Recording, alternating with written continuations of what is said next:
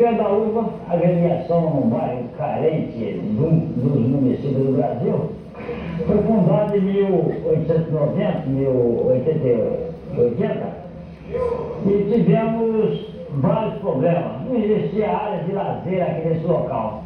E por coincidência, surgiu uma brincadeira, como existe em várias barracas do Brasil inteiro, brincadeira de várias pessoas aposentadas, alguns desempregados, porque não havia realmente trabalho.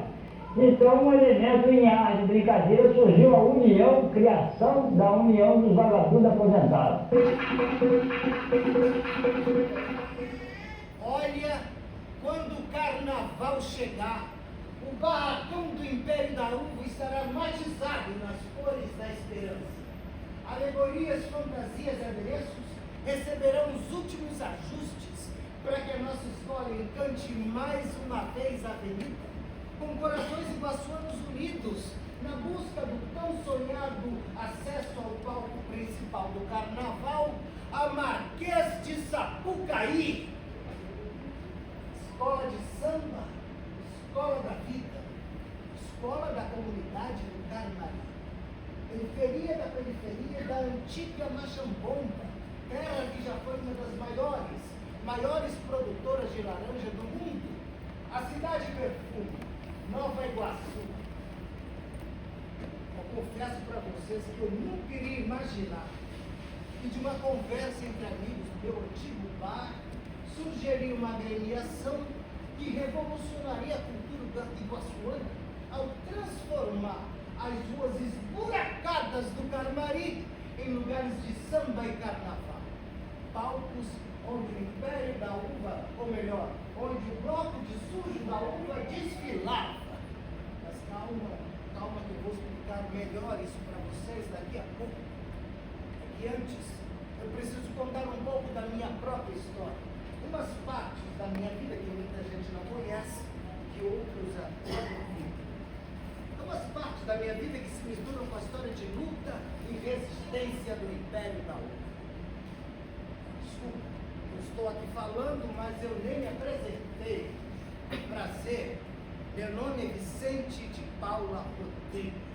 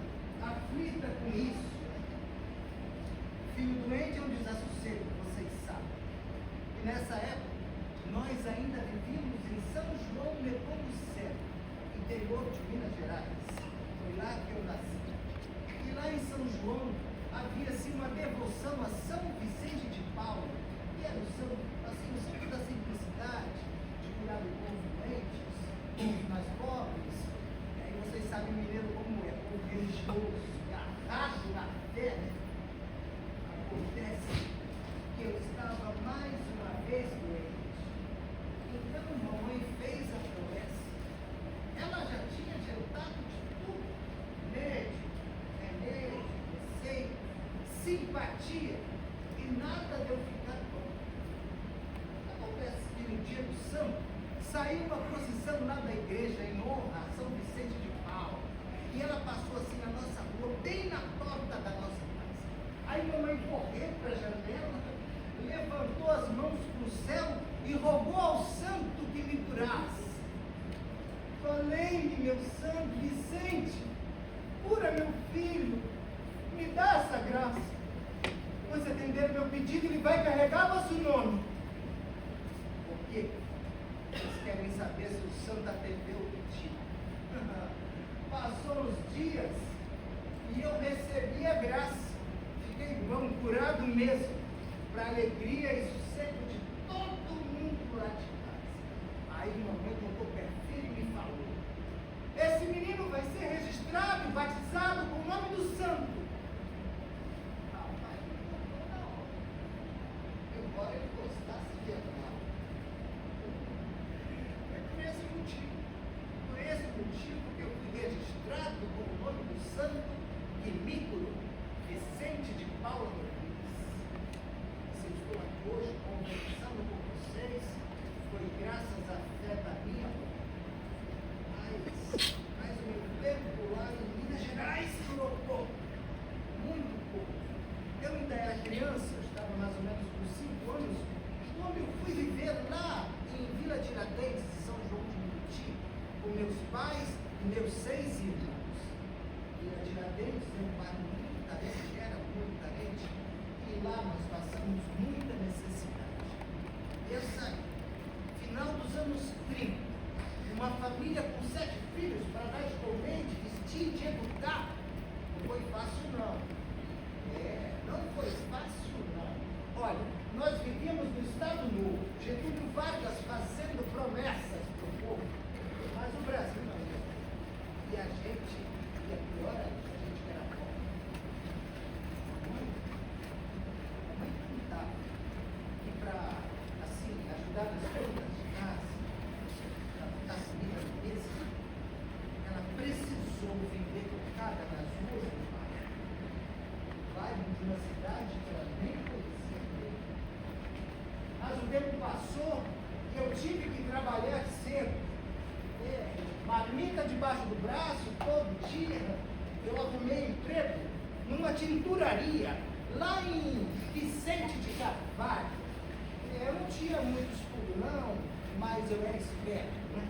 Eu fiz muitos amigos, conversava de tudo. Eu falava de samba, política, futebol. Tanto que eu sempre gostei do que é certo. E se tem uma coisa que me revolta é a injustiça. Ainda mais injustiça contra os trabalhadores. Tanto que com 16 anos eu me filiei ao Partido Comunista Brasileiro, PCB. A sede funcionava lá no Nacional Futebol Clube, em São João do Meriti. Eu cheguei a ser secretário-geral do Partidão. Olha, foi um tempo de militância e resistência. Eu fiquei muito amigo de um companheiro lá do partido chamado Osvaldo. Ele também morava lá na Vila Tiradentes. Ele trabalhava de garçom num banco lá no centro do Rio. A gente se reunia às vezes na casa dele, outras vezes na casa da Dalva, tem uma outra companheira do partido, uma figura ilustre. Lá em São João não tem até nome de escola com o nome dela. E outras vezes a gente se reunia na casa do Teofino. Teofino era o mais velho do grupo, então o mais experiente. Mas acontece que quando o PCB entrou na ilegalidade, aí a coisa ficou mais difícil para a gente. Nós tivemos que, assim, usar codinomes, né? Para proteger a nossa privacidade, a nossa identidade e da nossa família. Mas nós, do partido, já tínhamos elegido um monte de candidato pelo Brasil. Só de deputado foram 14. E teve ainda o senador Prestes, Luiz Carlos Prestes. Mas aí eles passaram tudo. Eles cancelaram o registro do partido, tiraram os mandatos de todo mundo. A Dalva, por exemplo, a Dalva já tinha sido eleita vereadora em São João do Meriti. Mas eu não continuamos atuando lá em São João por muitos e muitos anos. Muitos. Aí só depois que eu conheci a minha esposa, Miriam, nós nos casamos em 1962. Mesmo casado, eu continuei atuando no partido. Miriam sempre ali do meu lado, me dando força. Eu continuei atuando porque eu queria deixar para os meus filhos o legado do meu pai, que lutava por melhorias para a classe trabalhadora. Mas aí veio o golpe de 64.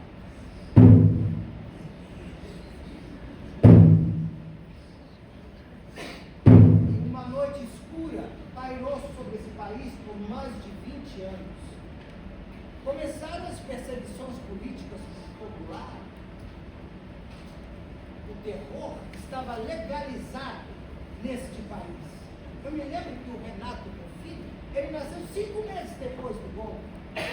Estava todo mundo incerto, a gente não sabia o que ia acontecer no Brasil. Mas o que restava para a gente? O que restou para a gente que lutava por democracia e liberdade? Lutar! Mesmo correndo risco de ser preso, nós continuamos atuando na clandestinidade. E não tinha tecnologia de hoje, não. O que tinha era censurado. A gente precisava continuar mobilizando o povo, mas a gente fazia o que podia. Porque, como é que a gente fazia? Olha, para divulgar os atos e manifestações do partido, a gente ia até a Avenida Rio Branco. Assim, conversando com algum porteiro do edifício, geralmente um camarada, subia até o terraço do edifício com uma vasilha rasa, um pouco d'água e alguns panfletos. Aí a gente deixava lá, o sol escaldante. Quando a água evaporava, os panfletos secavam e o vento espalhava tudo pela cidade. Parecia carnaval, era uma festa. Olha, quando os milicos subiam para prender, para pegar o subversivo, a gente já estava longe. Mas eu confesso que eu gostava de ficar do outro lado da rua, sentado, só para ver a cara de decepção dos milicos. Outra coisa que eu fazia era esconder os panfletos nos embrulhos de ovos e sabão que eu vendia lá na minha mercearia. Claro que no São Martinho. Eu só entregava para os clientes que eram simpatizantes da gente e do partido. Foram tempos arriscados, né? Muito arriscados. Mas tem uma coisa que eu muito me orgulho, muito me orgulho, foi quando o Leonel de Moura Brizola, precisou ficar escondido na minha casa. Isso antes de eu morar em Caruaru, eu ainda morava lá em São João de Meriti. A Miriam ficou toda sem jeito com a presença do Brizola na nossa casa. Ela não sabia o que fazer para agradar o Leonel. Ela pediu o Brizola. Olha, pessoal, eu não esqueço daquele comício que teve lá na Central do Brasil, dias antes do golpe. Vocês lembram? Foi lindo, foi marcante, sabe? Estava todo mundo lá, o presidente Jango, Brizola. Olha, estava presente nesse comício os sindicatos, as associações de moradores, os grupos pró-melhoramentos, a Central do Brasil lotada de trabalhadores. Isso, vou dizer outra coisa. O discurso do Brizola, ele sempre me inspirava muito. E a nossa palavra de ordem, neste momento, é o povo brasileiro, é a luta e a resistência contra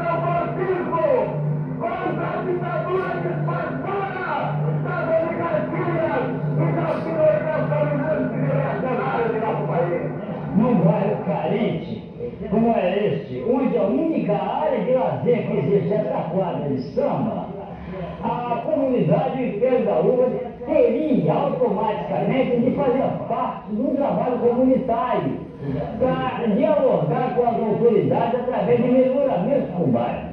E nada melhor do que a associação de moradores aqui no bairro, na Rua 15 de Novembro.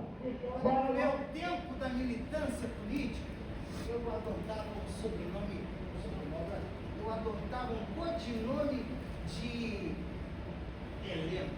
Eu gostava desse nome, Heleno. Ainda mais por causa do Heleno de Freitas, né? O camisa 9 do Botafogo. Vocês sabiam que o Heleno de Freitas nasceu na mesma cidade que eu, São João da Coincidência? Olha, o Heleno, ele dominava a bola como ninguém no campo. Ele era um ídolo para mim.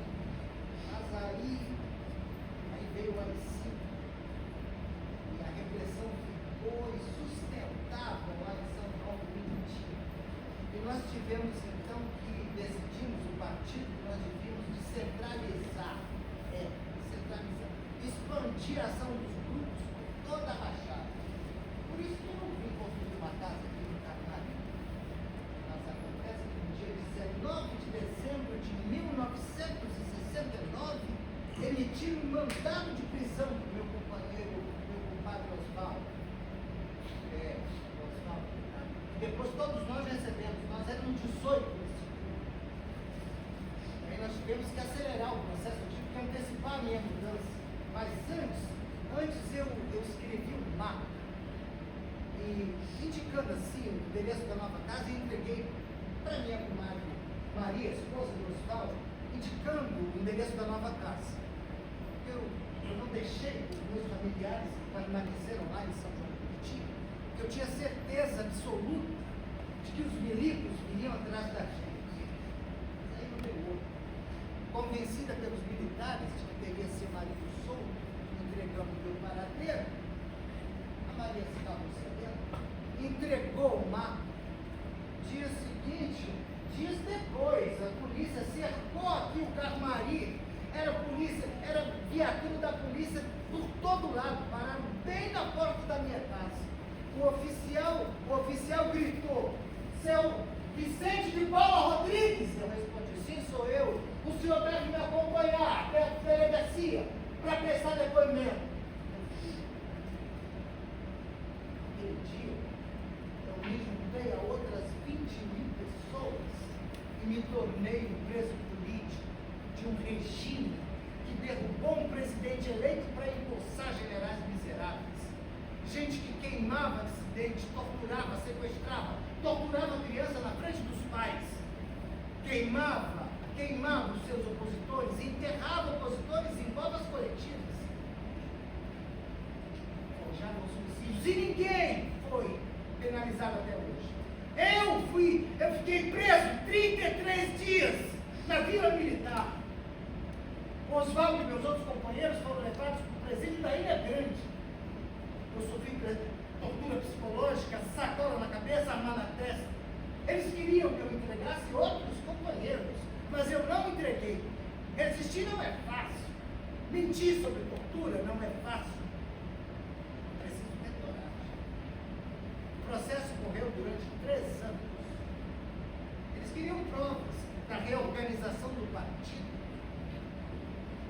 Eles queriam que eu entregasse os meus companheiros, mas eu não entreguei ninguém. No dia do meu julgamento, perante o juiz militar, eu contei a história mais importante da minha vida. Eu disse que eu não tinha envolvimento político, eu disse que eu era apenas um trabalhador. Aí o juiz bateu o martelo e a minha absolveu. Todos nós fomos absolvidos com o resultado de abolítico crime. O juiz militar bateu no meu ombro e sussurrou no meu ouvido: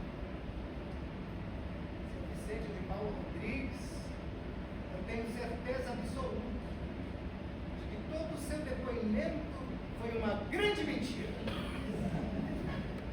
Mas que mentira, tão bem contada que não tinha como não te absolver. sair de lá cantando o samba. Se acontecer afinal de entrar em nosso quintal a palavra tirania, pegue o tambor e o dançar, vamos pra rua gritar a palavra utopia. Se acontecer afinal de entrar em nosso quintal a palavra tirania, pegue o tambor e o ganzá, vamos pra rua gritar a palavra utopia. Depois disso tudo, eu me estabeleci definitivamente aqui no Carmari. Eu, a Miriam e os meus 3 filhos. Renato com 5 anos, Ayrton com 2 e o Hernaldo apenas um recém-nascido. Tem também alguns sobrinhos, por exemplo, o Roberto, que veio ajudar a Miriam a cuidar das crianças lá em casa, quando tinha isso. A prisão, eu só pensava na Miriam. Minha esposa sozinha, com 3 filhos pequenos, vivendo num bairro que ela não conhecia direito, um bairro cheio de carências. Porque, vou dizer para vocês, o Carmari naquela época era muito carente, não tinha água nem luz. Água eu acho que continua não tendo. Era vela, lampião e lanterna. Mas aí eu fiz o seguinte, eu puxei uma luz lá da Luz de Lemos até a minha casa. E de lá eu levei para os vizinhos. Eu levei primeiro para a casa do Juvelino, depois para a casa da tia. Claro que todo mundo ajudava, né? Eu não fiz nada sozinho. Cada um trazia um pedaço de fio, uma lâmpada, uma fita isolante. E depois nós continuamos. Eu levei luz para a casa do Rossi, depois para a casa do Chico, e lá no final da rua, para a casa da Maria da Luz. Olha, eu deixei, ou melhor, nós deixamos o Carmari todo iluminado. Mas tinha muita coisa para fazer no Carmari, muita vala, céu aberto. Por isso que eu vivia lá na prefeitura, pedindo melhoramentos para a nossa comunidade. Entendeu? A família foi crescendo, né? As crianças foram crescendo, ficando maiores, mas todo mundo se revezava nas tarefas de casa. Cuidava com as crianças, cuidava do comércio. Comércio, é claro. O comércio que eu abri, o bar mercearia que eu abri lá no Tamari, que vendia de tudo, era um sucesso. A vizinhança me chamava de seu Fatura. Porque lá na minha mercearia vendia de tudo mesmo. Vendia muito doce. Vendia leite, café, mas aí, em 1971, nasceu a minha caçula, a Cátia.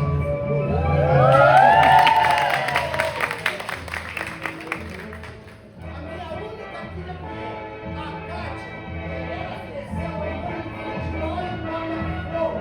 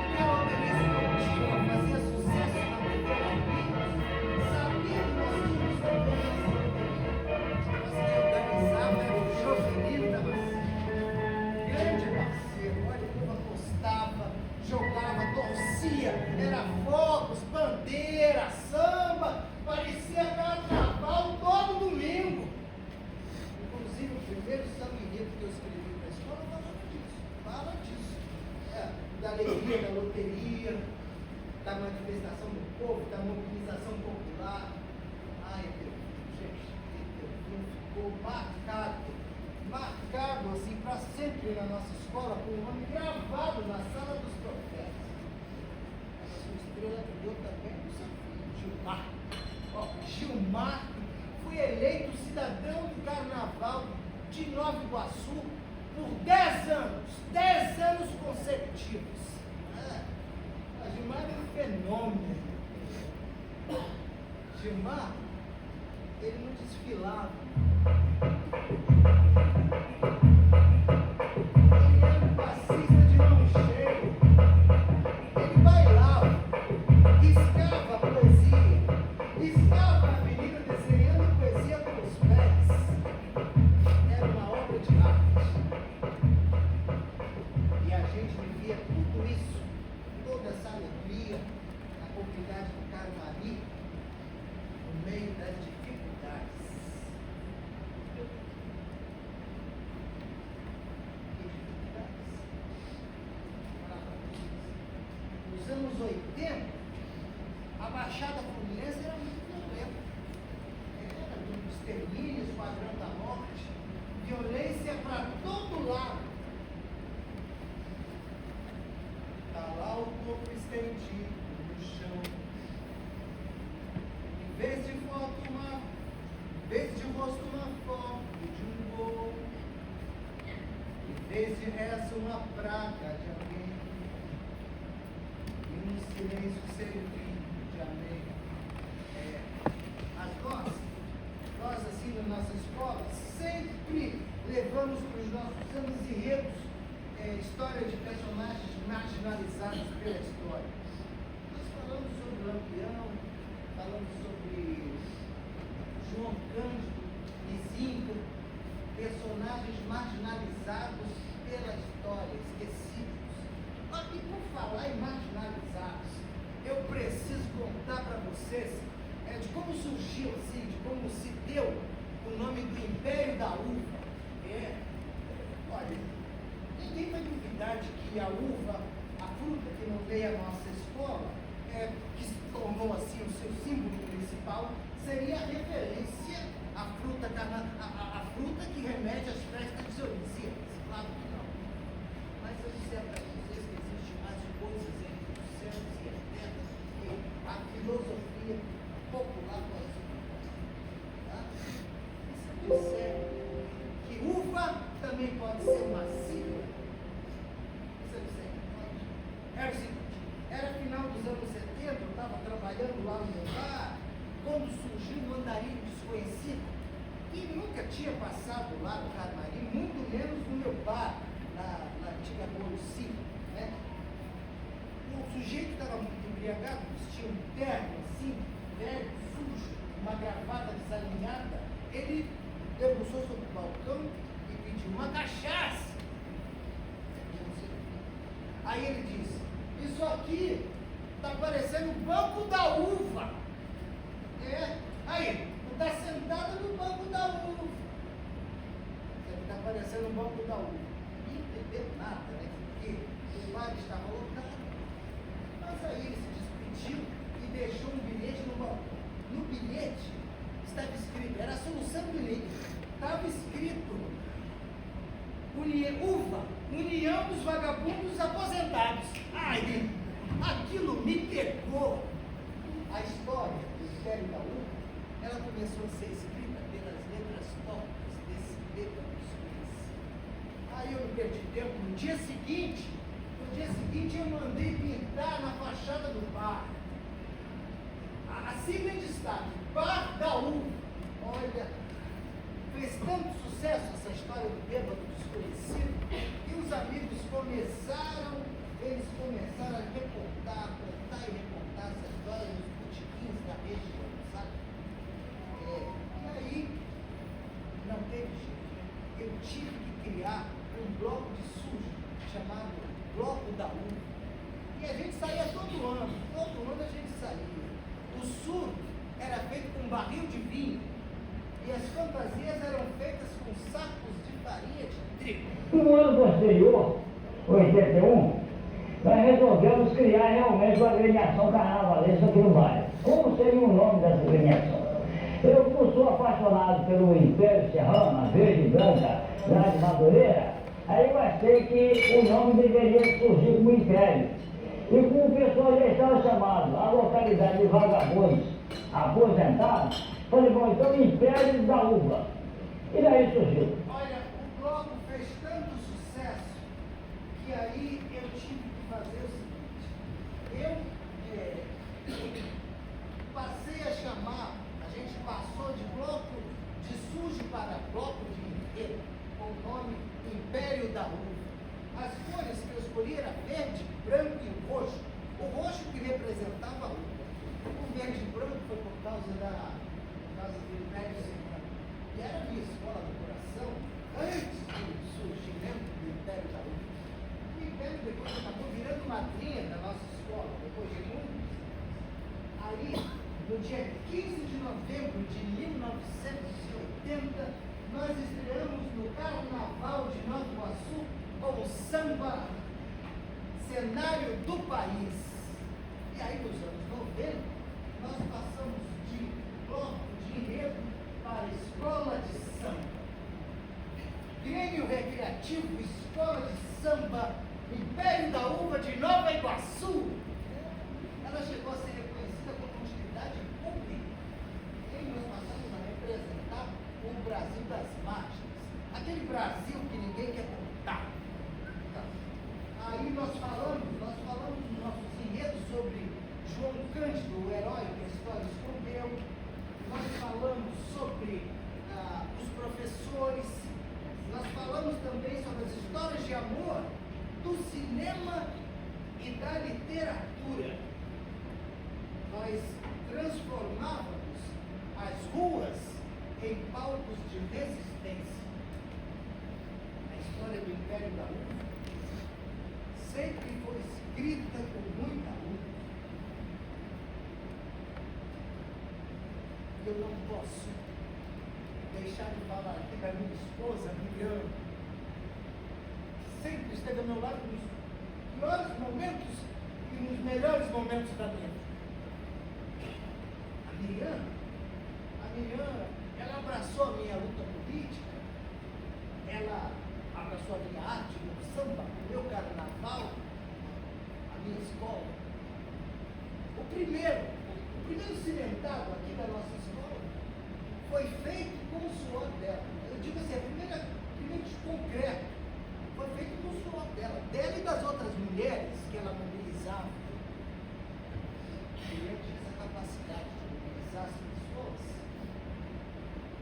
Todos os domingos a gente vendia almoço para arrecadar fundos para a nossa escola. Miriam era uma cozinheira de mão cheia, todo mundo aqui sabe disso.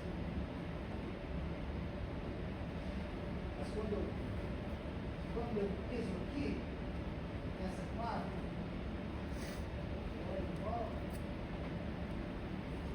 é impossível não pensar nela. Miriam partiu em 2007. Levou com ela uma parte de mim. Mas eu carrego outras partes dela no meu pensamento, na minha memória e no meu coração. Mas eu não fico triste, não fico mais triste por isso não. Porque eu tive a sorte. Eu tive a sorte de encontrar a Marivaldo, que ficou do meu lado até o fim, sempre do meu lado e da minha família. Posso dizer para vocês que eu sou um homem de sorte, abençoado mesmo. Mas tem uma coisa que me entristece: não ter mais de carnaval aqui na minha cidade. Eu sei que foi triste, que morreu gente, foi triste, mas cancelar o carnaval tanto tempo, eu não sei se está certo. Afinal de contas, Nova Iguaçu já teve mais de 50 agremiações. Nós fomos considerados o segundo maior carnaval do Rio de Janeiro.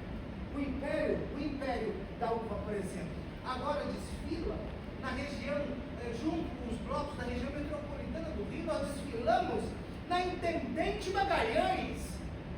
Nosso estreia foi em 2015 com o samba de vocação popular.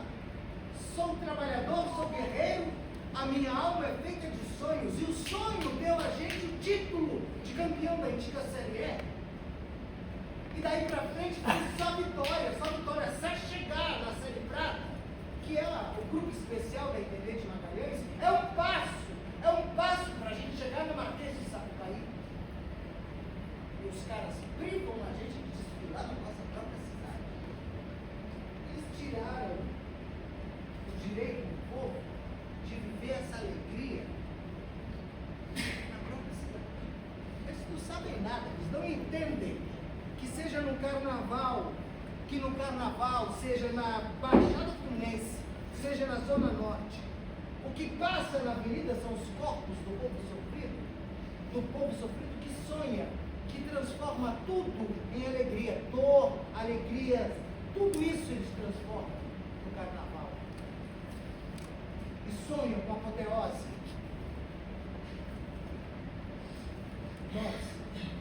Nós, desde quando nós éramos um bloco sujo, a gente desfila, porque a gente está para além de vitórias ou derrotas, sabe? Para além de vitórias ou derrotas. A gente desfila e a gente vive para encantar as pessoas, para fazer do desfile um encantamento igual os dribles do Mané. O Mané que já foi enredo da nossa escola. Ele, o Mané Garrincha, preferia a beleza do drible do que marcar o gol. A gente desfila porque a gente quer fazer desses 90 minutos, os 365 dias do ano, valer a pena.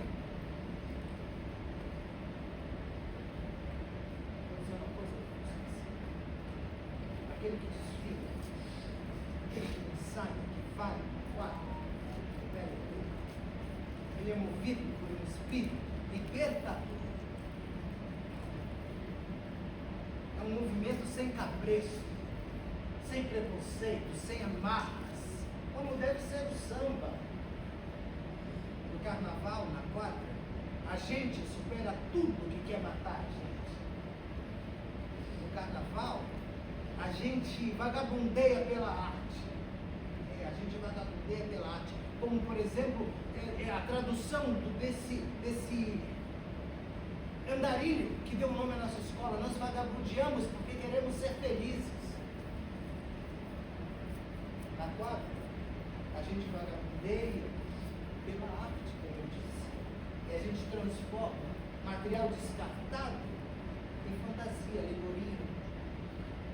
A gente vai vagabundeando pelas rimas dos passistas, pela ginga dos sambistas, sonhando com a Sapucaí. Olha, eu não acredito numa vida sem sonhos. Uma vez, uma parte da minha vida, eu sonhei. Eu lutei por um Brasil diferente. Eu fui preso, torturado por isso. Mas esse sonho não foi só meu. Eu sonhei sozinho. Esse sonho coletivo permaneceu comigo até hoje. Meu desejo é celebrar com muito carinho pelos meus filhos, pelos meus netos, pelos amigos que eu fiz na comunidade do Império da Uva. Mas, sonhando não está nada. Eu continuo sonhando com a volta do carnaval na próxima. E também sonho com um Brasil diferente, mais justo, com dignidade e oportunidade. Mas eu sonho também com o Império da Uva desfilando na Marquês de Sapucaí.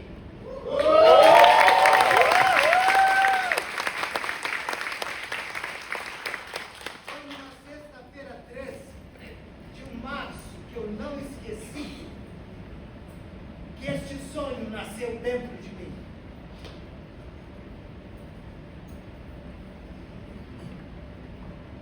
Você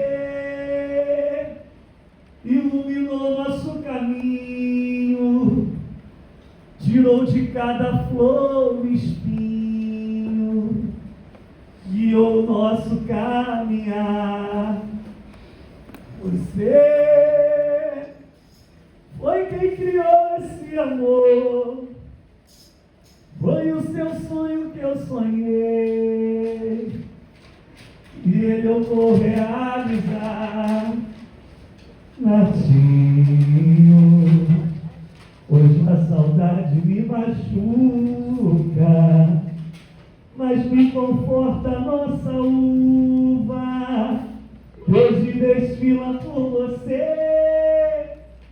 Enquanto houver um coração que bata mais forte pela nossa escola, Natinho será imortal em nosso carnaval, em nosso carnaval. Enquanto houver um coração que bata mais forte pela nossa escola, Natinho será imortal em nosso carnaval. Você